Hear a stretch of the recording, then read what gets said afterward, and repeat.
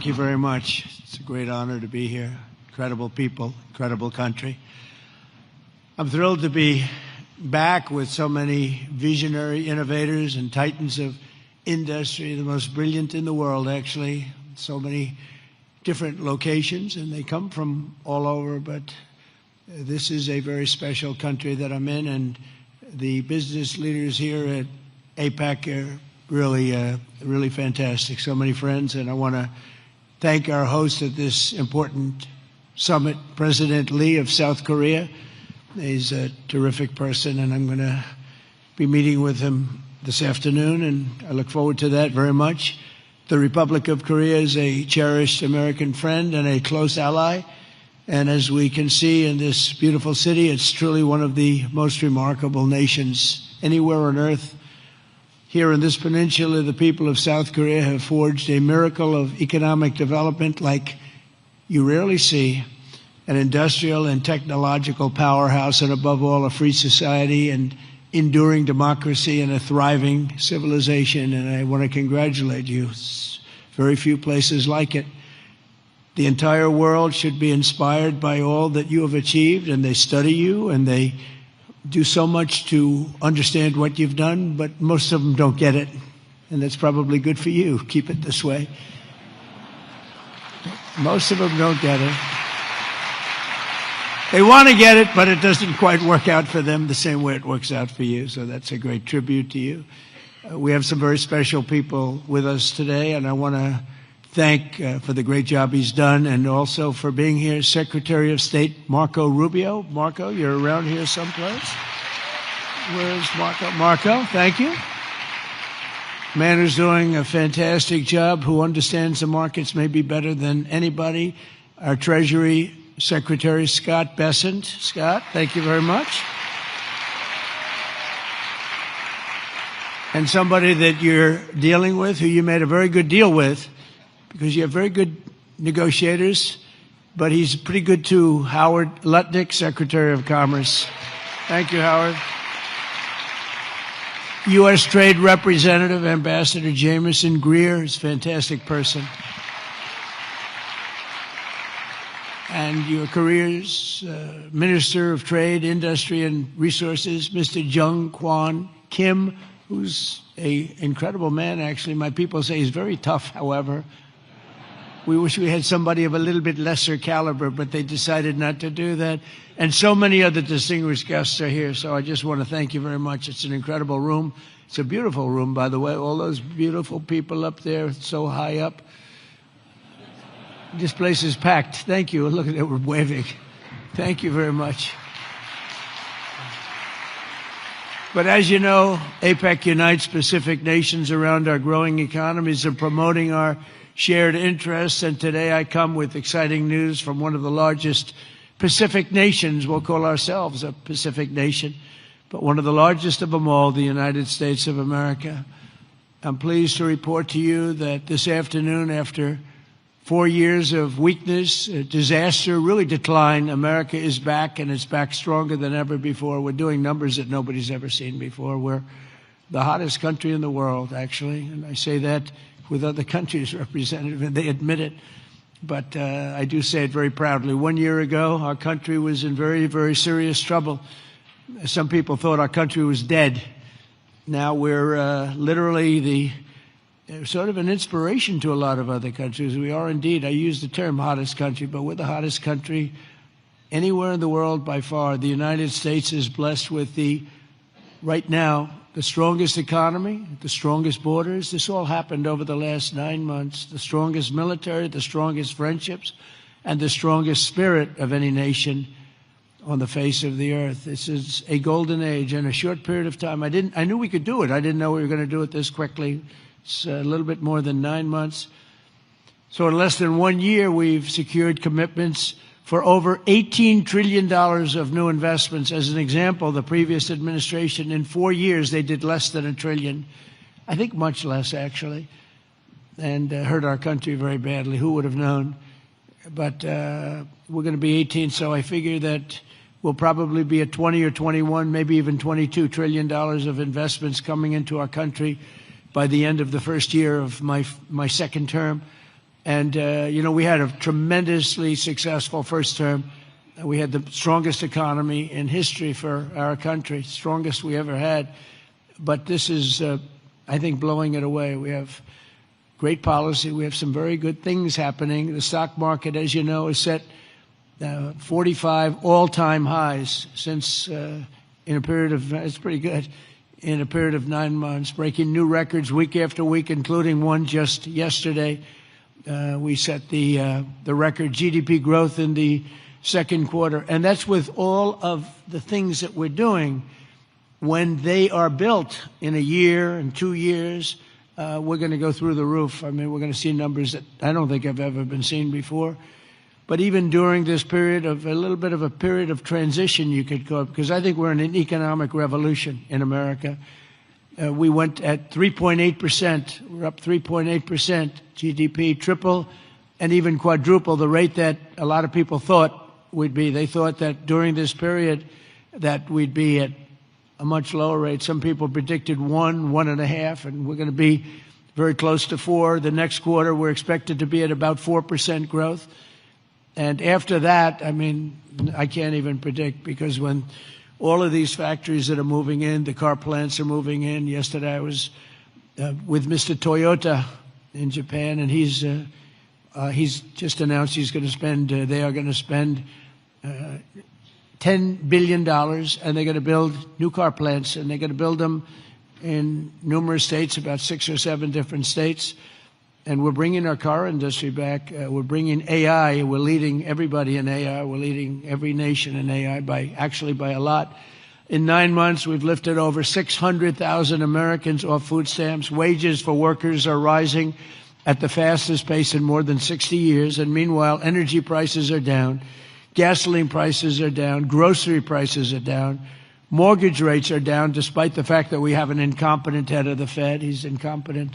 I call him Jerome Too Late. He's always too late.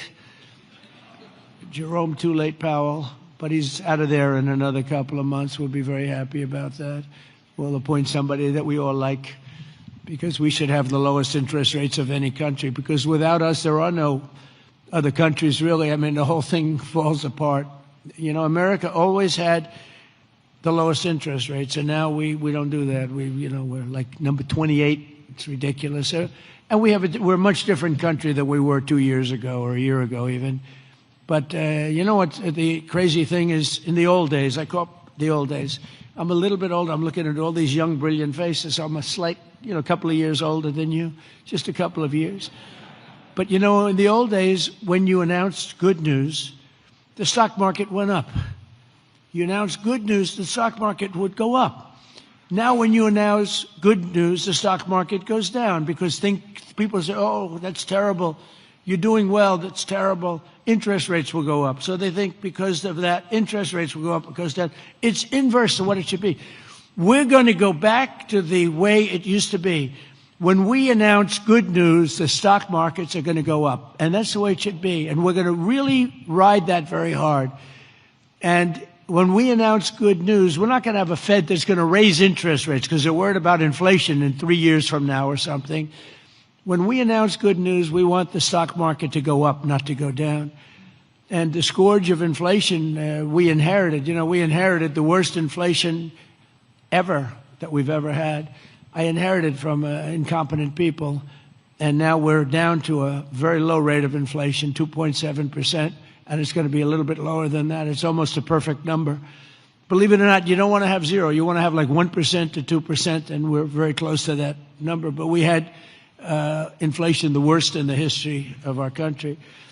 But factories are booming in the USA, and manufacturing productivity is rising 5 times faster than it was just 1 year ago. Think of that. Steel production is way up by 155,000 tons a week. Oil production is through the roof by 500,000 barrels a day. And mining of clean, beautiful coal, I call it clean, beautiful coal, is up by 2.6 million tons every single month. And we brought coal back into the picture. What you can do with coal today is incredible. So I call it clean, beautiful. I don't use the word coal, I say, because it's got a little bit of a problem, public relations-wise, the word. So we call it clean, beautiful. My administration's not allowed to use the word coal. They have to say clean, beautiful coal. We've given it a new name. It's a three-name deal. Even semiconductor manufacturing is rapidly returning to the United States. NVIDIA and TSMC have just produced the first state-of-the-art Blackwell chip that was 100% made in the USA. In fact, Jensen, who's a credible guy, he might be here. I don't even know. Is Jensen here? I think he's around. Somebody said he's here. How is he? Pretty good, right?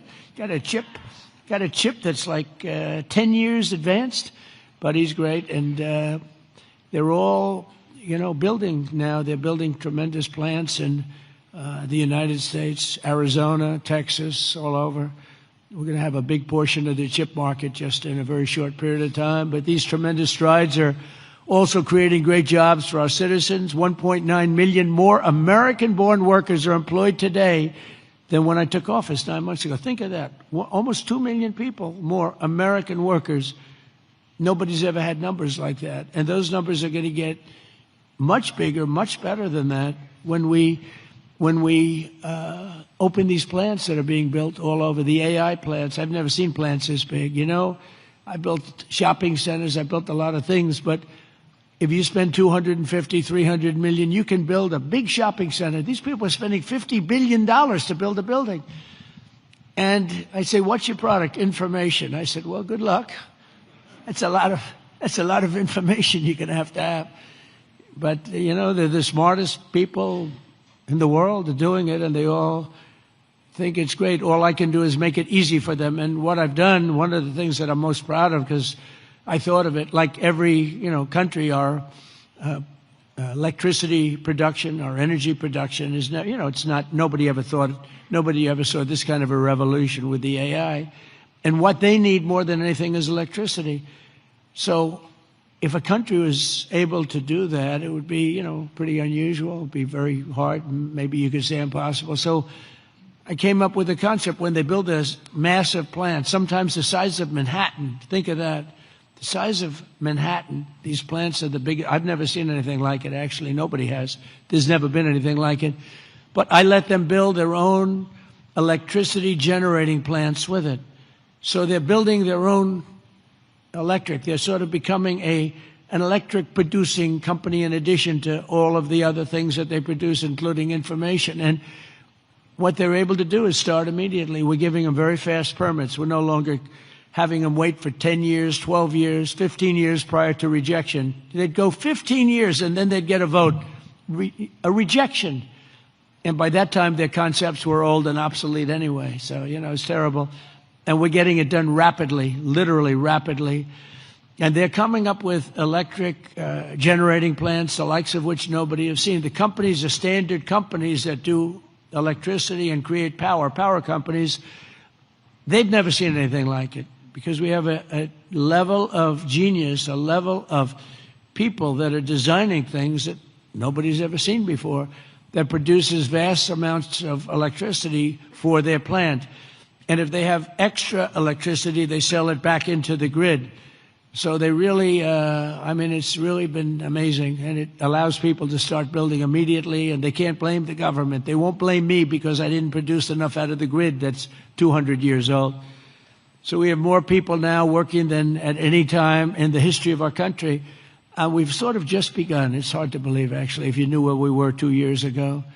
All of this is incredible news for Americans and for nations around the globe, and it is for South Korea because we're partners. We're serious partners. We're wedded, and we have a very special relationship, a special bond. In fact, we're working with you on shipbuilding, where you're going to come in. We were the #1 in the world during World War II. We produced a ship a day. Can you believe it?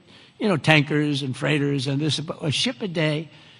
And today we're not really building ships, and we're going to start, and we're going to have a very thriving shipbuilding industry, and we're working it with South Korea very much so. In fact, some of the people in this room, they bought the Philadelphia shipyard. I think it's going to be one of the most successful yards in the world, anywhere in the world. It's great.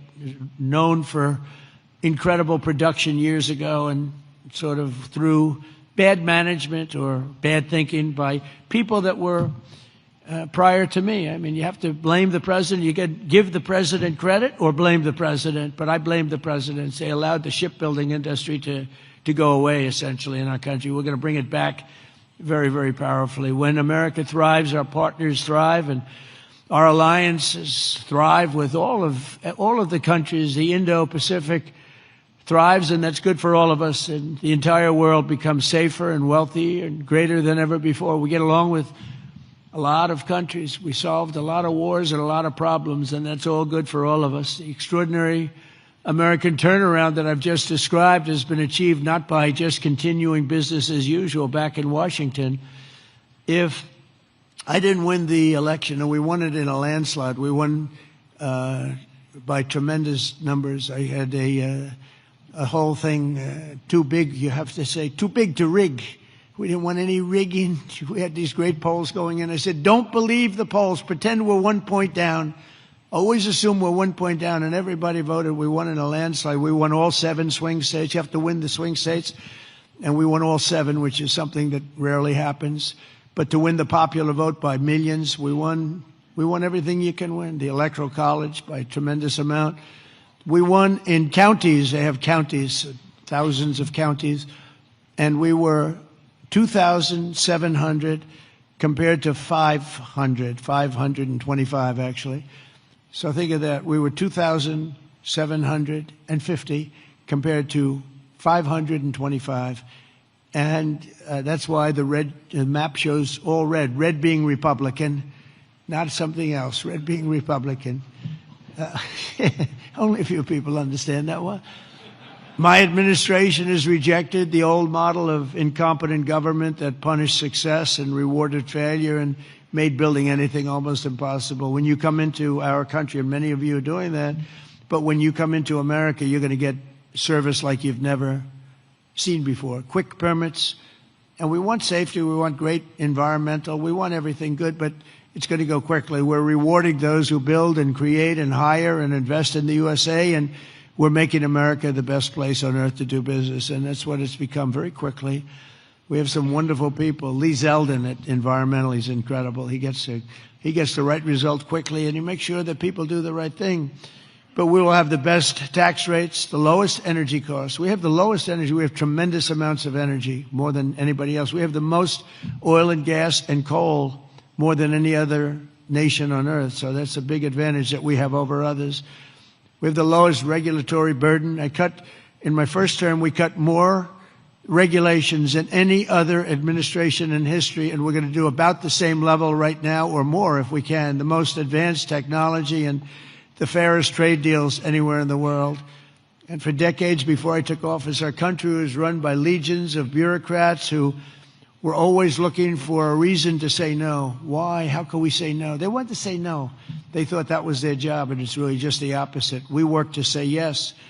So now we have a president in the White House who cuts through the red tape and excuses. We don't stand for excuses, and says yes to big ideas and bold initiatives and grand ambitions so that America can have great industries, great dreams, and to be the greatest nation on earth, which is where we are now, actually, in a very short period of time. We're rebuilding things that are incredible. We have the strongest military in the world. We have the best equipment. We have the best manufacturers of equipment. And South Korea is buying a lot of our weapons. We make the best. We have the planes and just about everything other than ships, and we'll be there very shortly with ships too. But the only reason it's not ships, because, I don't know, for some reason they stopped doing that. I guess they went on to other businesses, but there are some basics in life, and one of the things you need is ships. I always say you need steel, you need aluminum, you need this. There are things you don't need. A lot of things that a country doesn't need them, but things you need steel. Got to have steel, and we're redoing our steel, and some of the people in this room are very involved in that. We're redoing our industry. We're starting to produce large amounts of steel, massive amounts of steel. We'll be right at the top in a very short period of time. The mills are opening again, and they're opening up big. And again, it's national security, and it's because of tariffs. We're reclaiming our heritage as a nation of builders and doers, and we're pioneers in a sense, but we're really doing it again, but we're doing it even better than we did the first time, which is the first couple of 100 years. And we're pursuing this vision with unrelenting drive and really unprecedented success. In July, I proudly sounded law. It was very important. I went into the archives. We looked at every possible thing you could look at, and I signed into law the largest tax cuts in American history. And as you remember, in my first term, we cut taxes from 39% down to 21%. And now we've done even better than that, putting more money in the pockets of American families that make up the largest consumer market on earth. For businesses and manufacturers like those in this room, our tax law includes 100% expensing for all new factories, plants, and equipment. So that means you can write everything off in the first year. So that's like we had in the first, except this goes for a period of 10 years. Whereas the other was over a much shorter period of time. And I actually think that we had such tremendous success. I always said that was the single most important thing, the expensing, the one-year expensing. Upon taking office, I signed executive orders that require that for every one new regulation, 10 old regulations have to be eliminated. I did that in the first term, too, and it worked. So if you want a new regulation, you have to get rid of 10, and already we're exceeding that limit, reaching closer to 30 to 1. Our people have done that, our great secretaries and other people in the administration. So we've been actually at a level where we sign in a new regulation, they get rid of 30 older. We're sort of cleaning up the books because many of these regulations are obsolete, they don't belong. And some were so horrible, they were obsolete, but they really stopped projects from being built, and we're getting rid of all of them. We've pretty much done that. We have streamlined permitting for all new energy and mining projects. It used to take decades for an administration to get something approved, and now it's a process that will take, generally speaking, less than 28 days. In addition, across government, we're guaranteeing a rapid and expedited regulatory review for all new projects in the United States, and that's worth billions and billions of dollars to industry. You spent more money on trying to get something approved than you do in building the plant itself. You know, in Louisiana, my first term, there were 2 plants, and one was financed by a tremendous group of Japanese investors, and it was about $16 billion, LNG plants. Another one was financed by people from South Korea and others. LNG, both have a massive LNG. They were in the review process. One was 15 years, one was 16 or 17 years, and they were then told, forget it, we're not going to get it approved. So I came into government, I heard about it, and I love Louisiana. We did very well there. We did well in just about all the states, but we did really well in Louisiana. And so I got involved. The one plant that was in for almost 15 years, I got it approved in one day. One day. In fact, when we called the people to say that they got approved, they didn't know what the hell we were talking about. They said, you got it approved. We sort of gave up on it. I said, no, you don't have to give up. We got it approved. The other one took me a little bit longer. I didn't do as good a job. It took me 1 week. And they got approved, and they got built. They're massive plants, and they're doing unbelievably. They're like setting records, LNG, big, it's like the Empire State Building lying on its side. And all I know is, I looked at it. I said, what kind of a building is that? All it's got is pipes going back and forth. I never saw anything like it. But whatever it is, it works.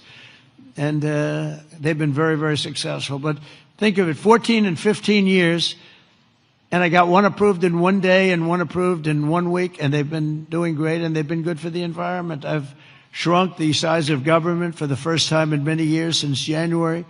100,000 bureaucrats have left the federal payroll. You've probably seen that. So we're creating real jobs. We're getting rid of wasteful jobs. Government spending is down 2.5% this quarter compared to 1 year ago. It was going through the roof in the previous administration. And in stark contrast to 4 years ago. I mean, if you look, 100% of all new jobs created in America under my administration have been created by the private sector. Think of that. The government created no new jobs. The private sector created the record number of jobs that we're talking about. That's a country. That's really a success. It's easy to create government jobs. I could say, add a lot of people to your payrolls. I can fake up the numbers if I want, but that's not the way you build a great country. You don't do that here, and that's not the way. But it's a good way to show good numbers, I'll tell you. You just tell everybody, hire a lot of people. That's what they used to do under the Biden administration. Under Barack Hussein Obama, you had, they'd say, hire a lot of people so we can make our numbers look good. I do the opposite. And we have real numbers. These are real numbers. There's truly no better time to invest in the USA. The results speak for themselves. Since the election, TSMC has pledged to invest $100 billion in the United States. So they're coming in from Taiwan. We have tremendous numbers of companies coming from Taiwan and building in the U.S. Apple, $600 billion investment. Hyundai, $26 billion. Micron, $200 billion. SoftBank, OpenAI, and Oracle, over $500 billion. Amazon, $35 billion. Pfizer, $70 billion. Jera, $200 billion. Google, $25 billion. NVIDIA, $500 billion. Genentech, $50 billion. Johnson & Johnson, $57. We're bringing back all of our pharmaceutical business. IBM, $150 billion.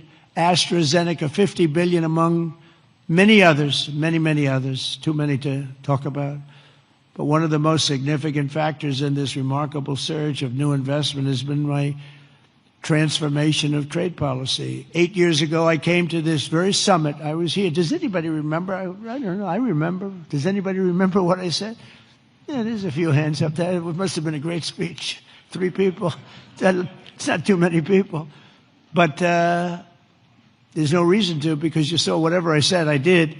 And for the first time, I laid out the principle that economic security is national security. Economic security, that's for South Korea, that's for any country. But economic security is, in fact, national security. I made the case that the global trading system was broken and in urgent need of reform, had to be fixed. The system had been exploited by countries that broke the rules at the expense of countries that followed the rules to a T, and asked the nations of APEC to be our partners in making the system fair and more sustainable for all of us, and we all work together, the APEC nations. 8 years later, as I'm back here in Asia, and I'm pleased to say that the positive vision for revolutionary reform I laid out, it seems like a long time ago, is now a reality. What really seems amazing is that we did all these things. We stopped a lot of wars. We did so many different things, made our country strong. Thank you. Thank you. And the campaign seemed like so long ago, and I was reading something today in one of the journals, and they said, can you believe it? 1 year ago, I was campaigning to win. Think of that. It was about a week. In a week, it'll be November 5th. And November 5th was the election. I said, can you imagine that? Here I am, president. We've done so many different things, economically, militarily, peace-wise, peace through strength. And yet, 1 year ago, it's not long ago, I was campaigning. We didn't win. We were campaigning, and then we had the election, and we had a great election. And the spirit in our country is like incredible if you compare that. We lost a lot of spirit in our country. Our country is depressed. They were very depressed, and they had a right to be. But around the world, we're signing one trade deal after another to balance our relationships on the basis of reciprocity. Very important word. On this trip alone, I've signed groundbreaking agreements with Malaysia, Cambodia, Japan. Our deal with the Republic of Korea will be finalized very soon, like moments or very shortly thereafter. These agreements will be incredible victories for all of us, because everyone is better off when we have stable partnerships, not plagued by chronic problems and imbalances. Probably you know that President Xi of China is coming tomorrow here, and we're going to be, I hope, making a deal. I think we're going to have a deal. I think it'll be a good deal for both. And that's really a great result. That's better than fighting and going through all sorts of problems and, no reason for it. I think it's going to be a great deal for both, so I'll be meeting him tomorrow. A lot of people are interested.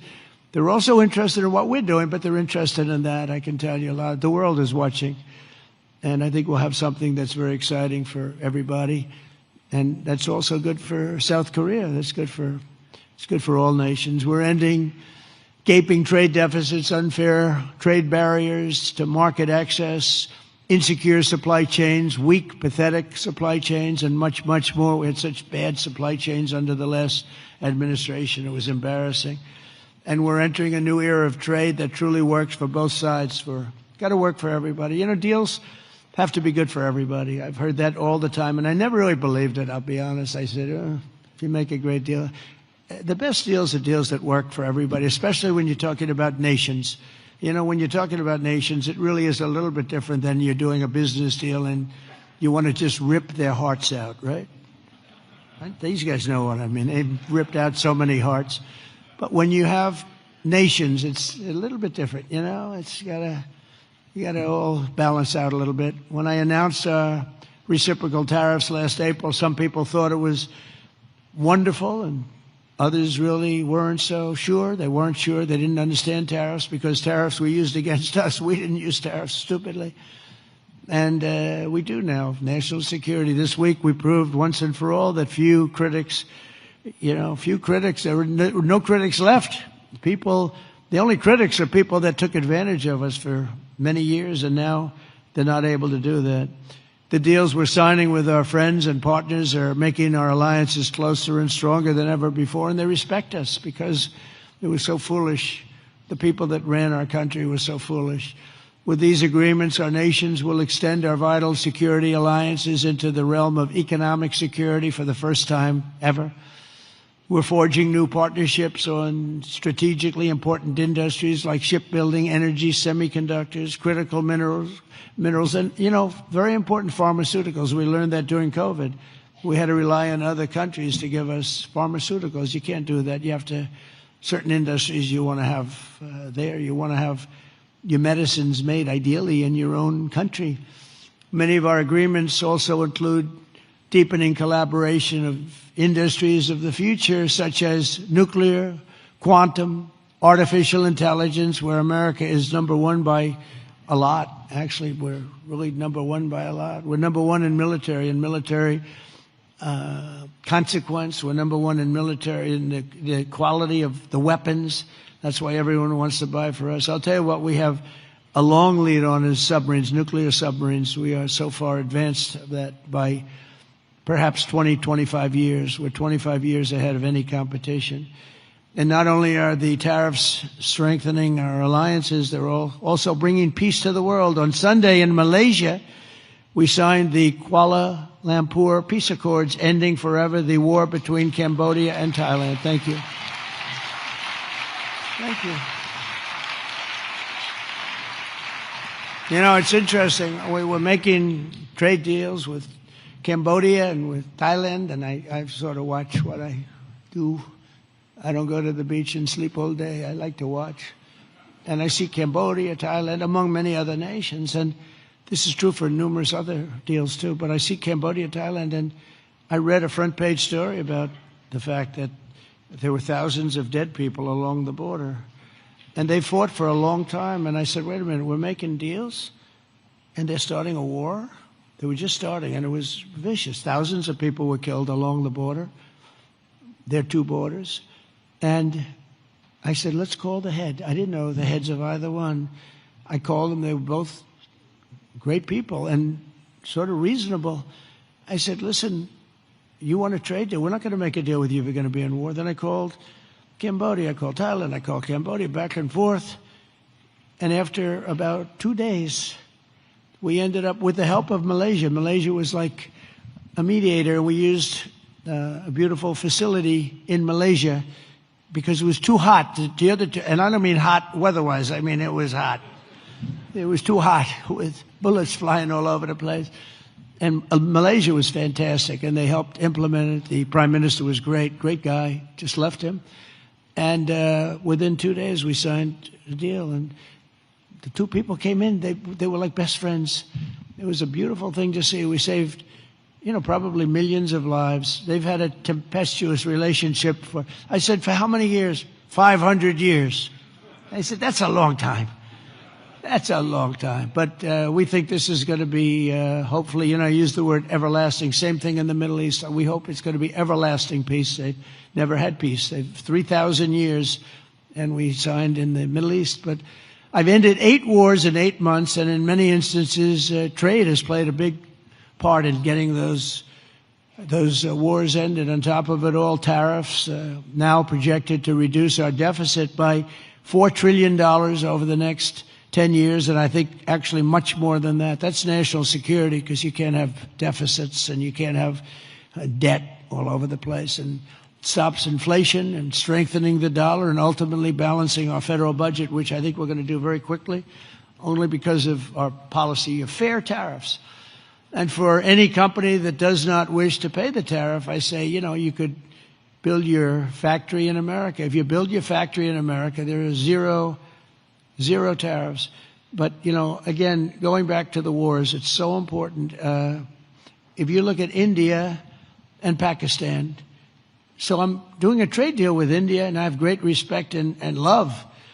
As you know, for Prime Minister Modi, we have a great relationship. Likewise, the Prime Minister of Pakistan is a great guy, and the Field Marshal, they have a Field Marshal. You know why he's a Field Marshal? He's a great fighter. He really is. He's a great guy, too. And so I know them all.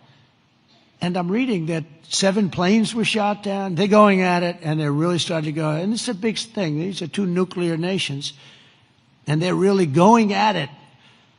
And I called Prime Minister Modi. I said, we can't make a trade deal with you. No, we must make a trade deal. I said, no, we can't. You're starting a war with Pakistan. We're not going to do it. And then I called Pakistan. I said, we're not going to do trade with you because you're fighting with India. And, 2 nuclear nations. And they said, no, you should let us fight. They both said that. They're warring. They're strong people, I'll tell you what. Prime Minister Modi is the nicest looking guy. He says, and he looks like you'd like to have your father, like, he's a killer. He's tough as hell. No, we will fight. I said, whoa, this is the same man that I know. But after a little while, and they're good people, and after literally 2 days, they called up and they said, we understand, and they stopped fighting. How is that? Isn't that amazing? Now, you think Biden would have done that? I don't think so. Most people wouldn't have thought of it, but, they wouldn't have thought of it. No, but here we are, we're doing deals. So you add an extra sentence, and you say you have to stop shooting at each other. 7 planes were shot down. You have to stop the war. And they stopped the war. And if it weren't for the tariffs, I said I was going to put 250% tariffs on each country, which means that you'll never do business. In other words, there's nothing you can sell for 250%. That means that's a nice way of saying we don't want to do business with you. You don't have to say that, because that's a nasty, we don't want to do business. No. You say we're going to put 250% tariffs if you don't stop the war.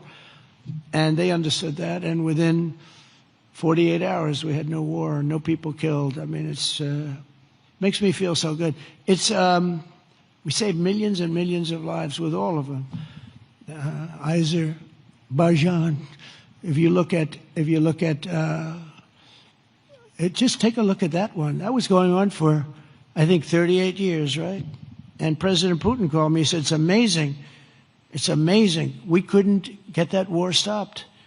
38 years it went on, millions of people killed, and we got it done." And the 2 countries came in, and they were in the White House, and they started off here.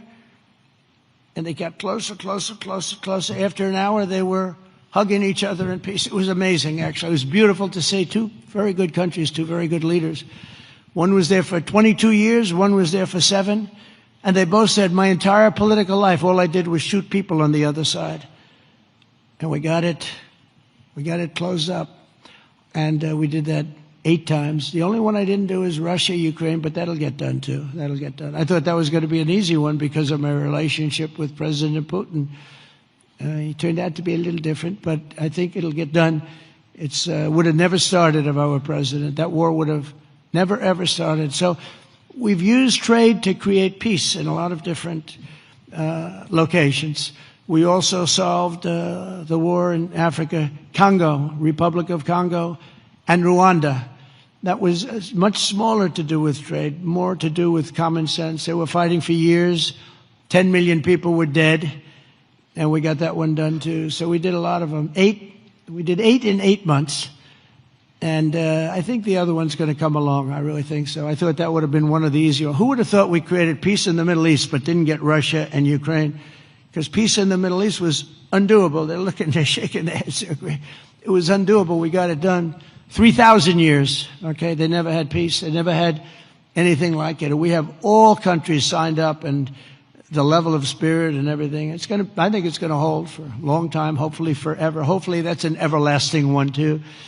So in conclusion, at some point in your careers, every great business person and CEO in this room today has faced critics who said reform, innovation, and bold action would only lead to a total disaster, but none of us would be here if we had listened to the small minds with no vision. These are small minds with no vision. They had no understanding of success. They had no understanding of life and death. True success comes from having the confidence and the courage to prove the doubters wrong. And oftentimes you'll go the opposite way of almost everybody, and you'll be the one that's right, and the others will be the one that's wrong. And that's where you have your greatest successes. And that's what America and our Indo-Pacific partners really are doing this week, and what our businesses and entrepreneurs do each and every day. That's what you do, the most successful people in the world. Together we're solving the challenges that no one before us has ever been able to solve, and we're forging a free and open Indo-Pacific, and for all of the people, we're creating a future of dignity and security, prosperity and pride. From the rolling hills of San Francisco to the gleaming streets of Seoul, from the bustling factories of Toledo, Ohio, to the bright lights of Tokyo, from Pittsburgh to Palawan, from Boston to Bangkok, from Detroit to Da Nang, and from Cleveland to right here in Gwangju. Nice place. Did I do good with that one? Did I do okay? Gwangju. Good, beautiful place, by the way. We're strengthening old friendships, forging new bonds, building new factories, pioneering new industries, and creating a dramatically better world for our children and for generations to come.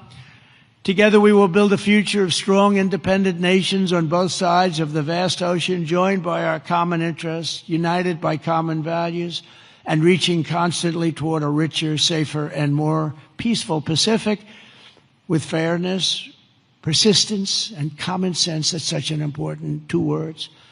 We will build together, we will trade together, we will prosper together, we will thrive together, and above all, we will win together like never before. We're going to have an incredible relationship together for generations to come.